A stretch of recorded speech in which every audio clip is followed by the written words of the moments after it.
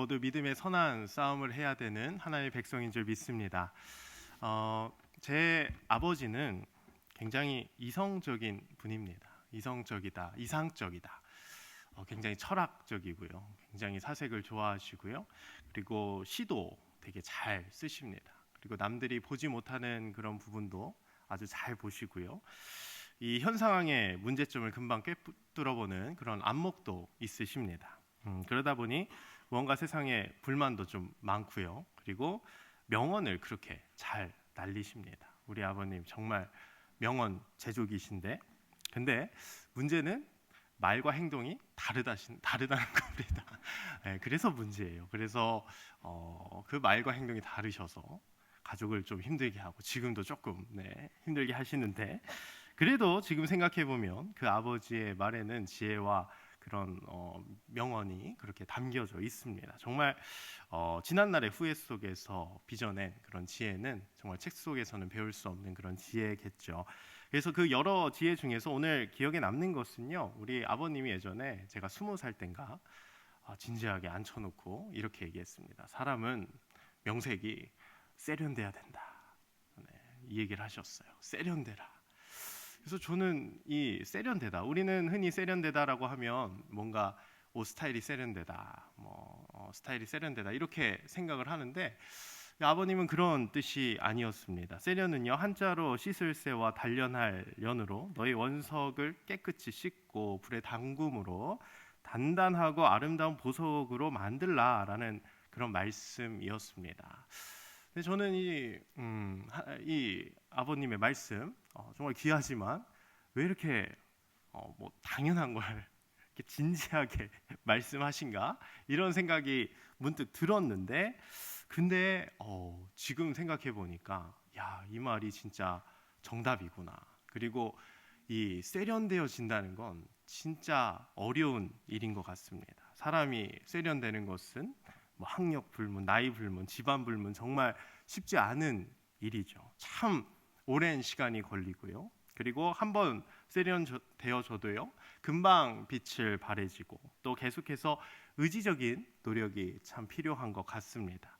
또 그 세련되어지는 그 과정 속에서 많은 고난과 고통이 있죠. 한순간에 변하는 것도 아닙니다. 하루 아침에 변화되는 것도 아니죠. 그러나 우리의 삶을 조금씩 갈고 닦을 때에 나는 모르지만 주변 사람들이 그 보석의 가치를 알아보고 그 가치는 점점 다른 사람에 의해서 점점 높아지는 것 같습니다. 우리는 일평생 하나님 앞에서 세련되고 재련돼야 될 줄로 믿습니다. 근데 참 이게 어렵다라는 것이죠. 여러분, 김유진 변호사를 들어보셨나요? 나의 하루는 4시 30분에 시작된다라는 책을 쓴 베스트셀러 작가입니다. CBS 새롭게 하소서라는 프로에도 나왔던 분인데, 이 변호사는 제목대로 정말 4시 30분에 일어나서 새벽형 인간이 되고 자신의 삶이 완전히 뒤바뀌었다라고 말을 하는 사람입니다.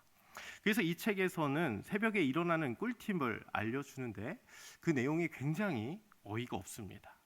이 사람이 이렇게 얘기하는 거예요. 알람이 울리고 나서 5초 안에 아무 생각도 하지 말고 일단 몸을 일으켜 씻으면 우리 모두가 다 새벽형 인간이 될 수 있다라고 이 사람은 주장을 합니다. 여러분 동의하십니까? 알람을 울리고 나서 5초 안에 모든 것을 해결한다. 가능한가요? 여기 아니라고 막 친구들이 그러는데 정말 어렵다라는 거죠. 저는 코웃음이 나오더라고요. 이게 말이 쉽죠? 이게 말처럼만 되면 누구나 다 새벽형 인간이 될 수 있을 겁니다. 특히나 추운 겨울에는 이불 밖은 너무 위험하기 때문에 우리는 조금 더 자자, 좀 더 졸자, 우리의 이런 마음이 더 큽니다. 예전에 수능 만점자가 TV에 나와서 한 말이 기억에 남더라고요. 이분이 그렇게 말했습니다. 많은 문제를 풀기보다는 한 문제를 확실히 풀었다. 아침 6시 30분에 일어나서 밤 12시 30분에 잠자리 드는 생활을 반복했다. 여러분 참 쉽죠? 어렵지 않죠? 모두가 다 이렇게 하면 수능 만점을 받을 수가 있습니다. 참 쉽습니다. 참 쉬운데 어렵다라는 거죠. 세련되어진다라는 거 모두가 다 알고 있습니다. 하나님의 말씀 잘 지키면 되죠. 그런데 그 말씀을 지키기란 참 어렵다라는 겁니다. 세련되어 줘야 된다. 재련되고 성숙해져야 된다. 믿음의 선한 싸움을 해야 된다. 모두가 다 알고 있는 말씀입니다. 몰라서 우리가 안 하는 거 아니죠. 근데 알면서도 어렵다라는 겁니다. 그 길을 걷기는 참으로 어렵다라는 거죠. 오늘 말씀 믿음의 선한 싸움입니다. 말씀을 설교를 더 안 해도 우리 너무나도 잘 알고 있지만 오늘 하나님은 다시 한번 우리에게 당부의 말씀을 하고 있습니다. 우리 다 같이 11절 같이 한번 읽어보도록 하겠습니다. 11절입니다. 시작. 오직 이것들을 피하고 의와 경건과 믿음과 사랑과 인내와 온유를 따르며. 아멘. 오늘 말씀 너 하나님의 사람아 라고 시작을 합니다. 우리의 정체성입니다. 우리는 오직 하나님의 사람인 줄 믿습니다. 하나님이 우리를 이렇게 부르신 겁니다. 오직 너 하나님의 사람아. 이 정체성이 흔들리면 우린 모두가 다 흔들리게 됩니다. 흔들려서 난파된 배와 같게 되죠. 여러분, 무언가 자부심이라는 것이 각자에게 있을 겁니다. 내가 굳건히 지켜야 되는 것, 가져야 되는 것, 이것이 흔들리고 변질되면 모든 것이 무너질 수밖에 없는 것, 그동안 쌓았던 공든탑이 무너지는 것이겠죠. 우리는 이 하나님의 사람이라는 자부심이 있어야 될 줄로 믿습니다. 여러분, 이런 말 있죠. 명색이 내가 어떤 집안인데, 명색이 내가 교육자 집안인데, 명색이 내가 박사인데, 이런 명색이, 우리는 이런 말을 자주 사용합니다.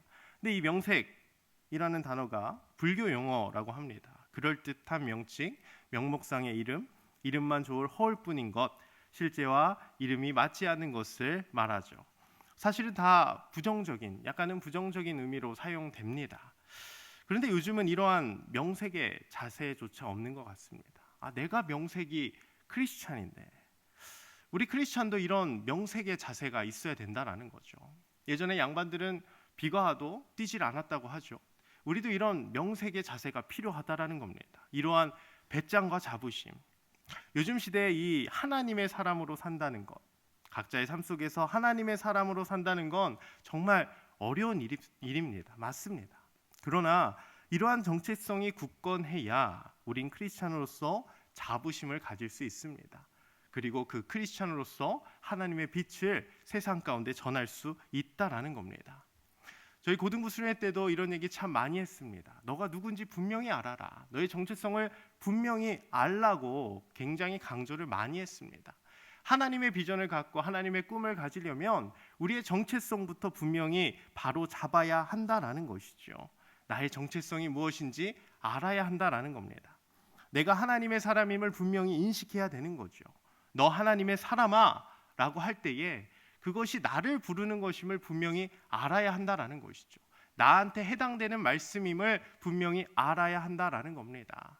사랑하는 성도 여러분, 우리는 모두 하나님의 사람인 줄 믿습니다. 오늘 하나님은 우리를 자신의 백성으로서, 자신의 자녀로서 불러주신 줄 믿습니다. 그리고 우리에게 계속해서 말씀하고 있는 거죠. 너 하나님의 사람아, 너는 이것을 지켜야 된다. 우리가 이 믿음을 갖기를 소망합니다. 정체성을 모르면 내가 왜 이렇게 살아야 되는지 모르는 겁니다. 그러나 내가 누구인지 분명히 알 때에, 내가 하나님의 자녀임을 알고 하나님의 사람임을 알 때에 내 욕심으로 살아가는 것이 아니라 오직 하나님께 영광을 돌리며 살아갈 수 있다라는 겁니다.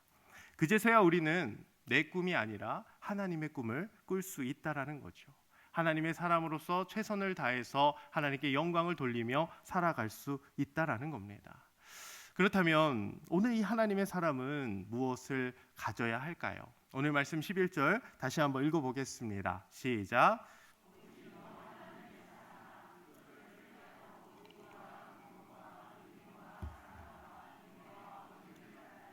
아멘.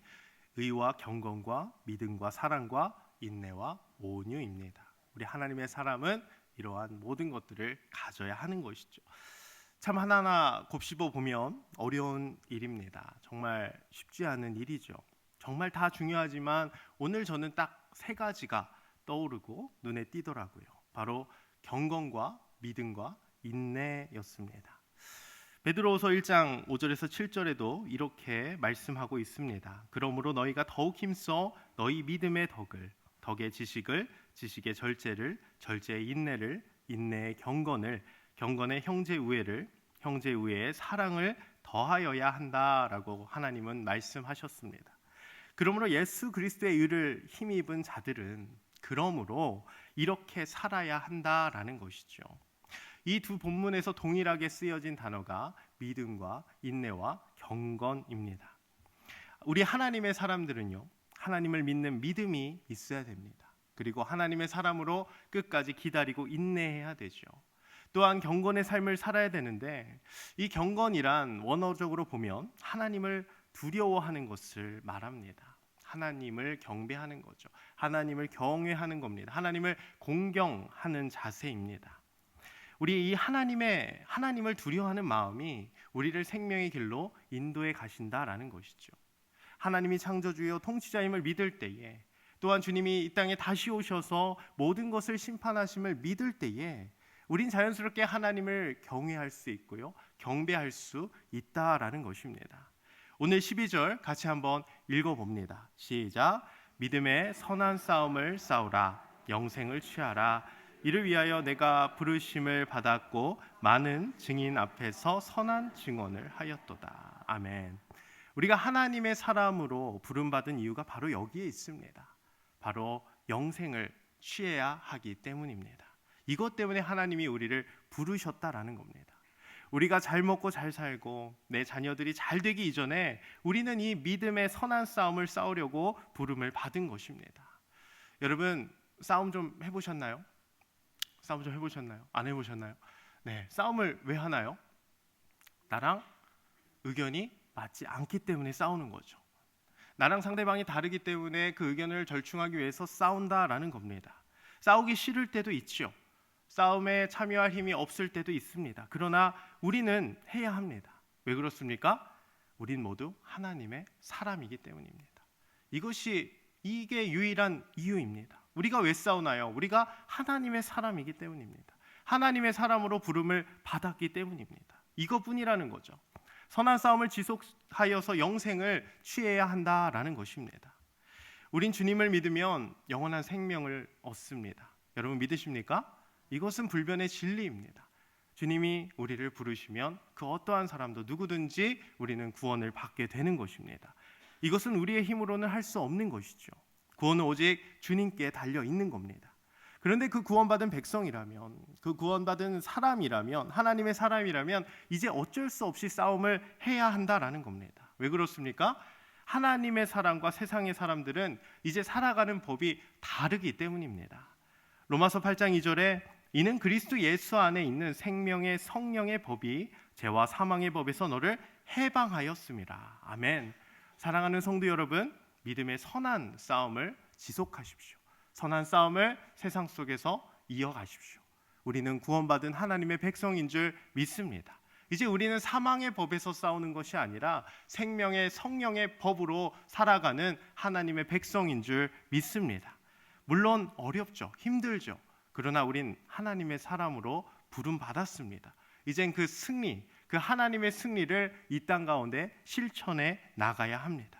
우리가 부름을 받았다면 이제 이 전쟁을 피해서는 안 되는 것이죠. 전쟁은 무섭습니다. 하기도 싫죠. 두렵고 성가신 일입니다. 그러나 우리가 괜찮고 우리가 위로받을 수 있는 건 전쟁은 오직 여호와께 달려있기 때문입니다. 사무엘상 17장 47절에 또 여호와의 구원하심이 칼과 창에 있지 아니함을 이 무리에게 알게 하리라. 전쟁은 여호와께 속한 것인즉 그가 너희를 우리 손에 넘기시리라. 아멘. 하나님이 승리케 하실 줄 믿습니다. 하나님이 모든 것을 주관하시고 우리의 대장 되셔서 우리를 승리케 하실 줄 믿습니다. 또한 걱정하지 않아도 될 것은 우리 예수님이 먼저 그 승리의 길을 닦아 놓으셨기 때문입니다. 오늘 말씀 13절 같이 한번 읽어보겠습니다. 13절입니다. 시작. 만물을 본디오 빌라도를 선한 증언을 하신 그리스도 예수 앞에서 내가 너를 명하노니. 아멘. 주님은 우리를 부르실 때에 자신이 먼저 하나님과 빌라도 앞에서 자신을 드러내셨습니다. 본디오 빌라도가 누구죠? 우리가 매주 사도신경으로 고백하는 사람이죠. 이 로마 총독입니다. 이 총독 앞에서, 세상 앞에서 주님은 당당히 자신이 하나님의 아들임을 선포했고요, 복음의 진리를 선포하러 이 땅에 왔다고 얘기하였습니다. 주님께서도 분명히 두렵고 떨렸을 겁니다. 그리고 이 싸움을 피하고 싶었을 겁니다. 그러나 주님은 그 십자가를 거부한 적이 없었다라는 것이죠. 우리 주님은 그 하나님의 사명 앞에서 머뭇거리신 적이 없으셨다라는 겁니다. 우리 14절 같이 한번 읽어보겠습니다. 시작. 우리 주 예수 그리스도께서 나타나실 때까지 흠도 없고 책망받을 것도 없이 이 명령을 지키라. 아멘. 그 십자가를 지신 그 주님께서 이제 때가 되면 이 땅 가운데 다시 오실 줄 믿습니다. 우리 주님은 다시 오십니다. 그리고 만왕의 왕, 만주의 주께서 이 모든 길을 이미 닦아 놓으셨다라는 겁니다. 믿음의 선한 싸움을 승리할 수 있는 비법을 우리에게 알려주셨다라는 겁니다. 그것이 바로 십자가라는 것이죠.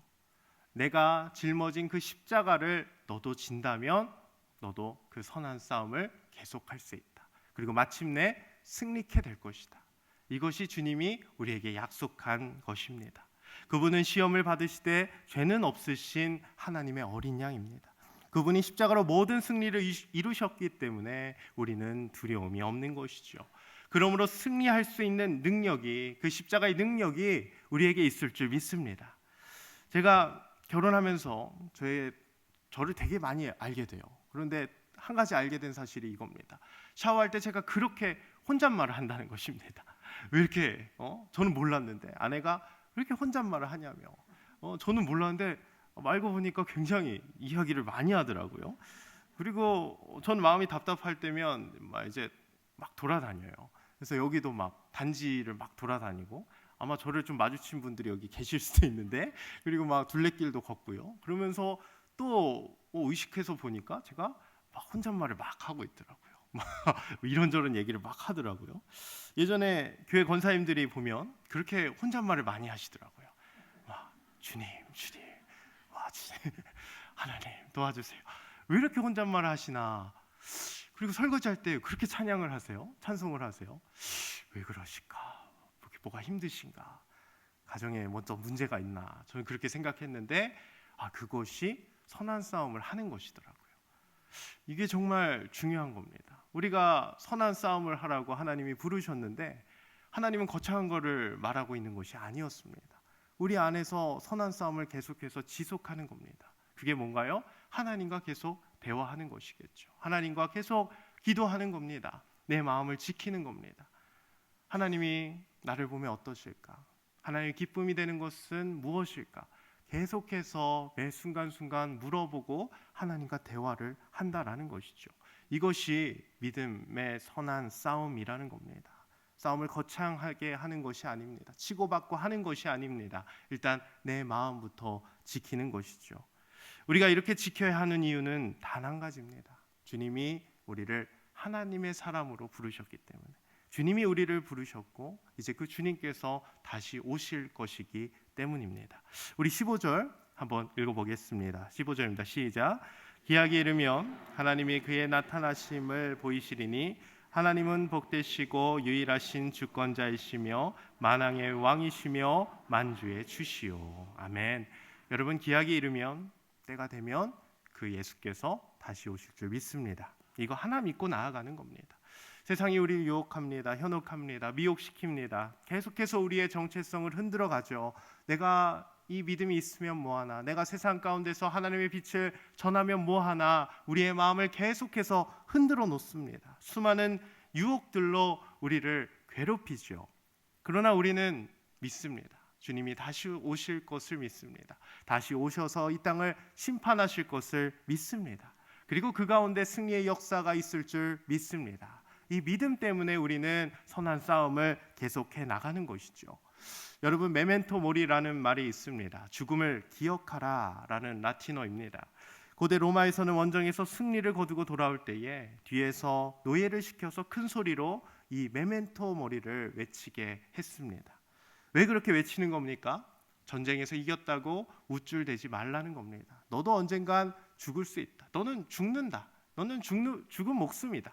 그러니 이번 전쟁에서 승리했다고 우쭐대지 말고 겸손히 행하라는 것이죠. 여러분, 우린 영원히 살 수 없습니다. 우리는 죽음을 꼭 기억해야 됩니다. 우리 앞에 심판이 있음을 분명히 깨달아야 됩니다.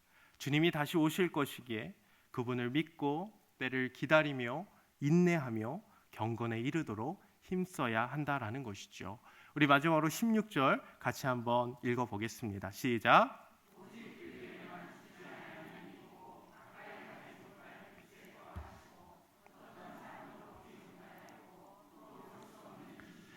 그에게 존귀와 영원한 권능을 돌릴지어다. 아멘. 사랑하는 성도 여러분, 우리는 모두 죽습니다. 그러나 우리 하나님은 죽지 아니하십니다. 영원하신 분이라는 겁니다. 피조물로서는 범접할 수 없는 분이죠. 그 하나님, 그 하나님의 아들 예수 그리스도를 믿음의 눈으로 바라보시길 바랍니다. 그분은 하나님의 아들이나 육신의 몸을 입고 이 땅에 내려오셨습니다. 우리에게 승리를 주시기 위해서 그 모진 십자가의 고통을 겪으셨고 우리에게 승리의 길을 닦아 놓으셨습니다.